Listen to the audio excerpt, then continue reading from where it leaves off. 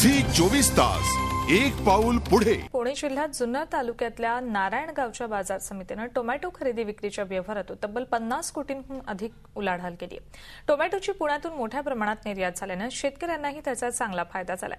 पण राज्यातल्या इतर ठिकाणी मात्र टोमॅटोचे दर पडून नसल्याने शेतकरी चिंताग्रस्त आहेत।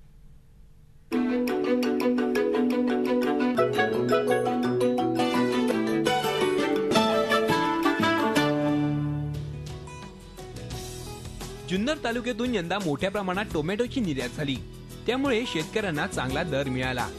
भोरवाडीतल्या गुलाब भोर यांनीही यंदा 2.5 एकरावर टोमॅटोची लागवड केली आहे। एप्रिल महिन्यातल्या या लागवडीवर अनेक संकट आली, मात्र त्यावर मात करत टोमॅटोचं चांगलं उत्पादन त्यांनी घेतलं।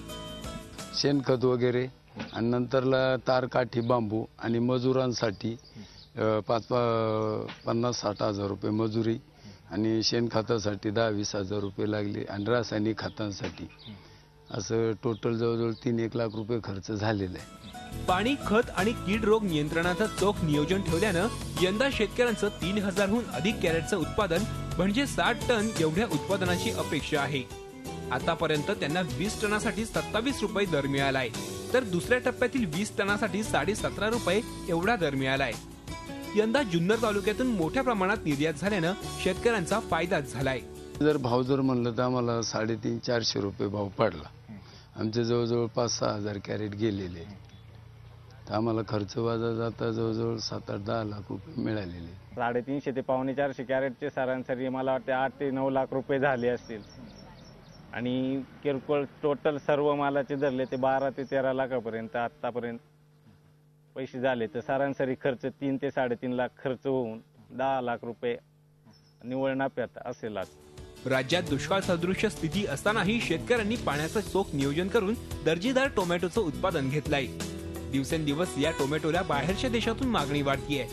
पाकिस्तान, नेपाळ, बांगलादेश या देशात टोमॅटो पाठवला जातोय, त्यासाठी शेतकऱ्यांना 50% अधिक रक्कम द्यायला ही व्यापारी तयार आहेत। एक्सपोर्ट 2 प्रकारे जातो। एक ट्रकनी जातो जो इथून वाघा बॉर्डर पाकिस्तानमध्ये जातो आणि दुसरा इथून मुंबईला जातो। मुंबईवरून तो सागरी मार्गाने Pakistan, Dubai, Holland, Thailand, Hong Kong या देशामध्ये जातो।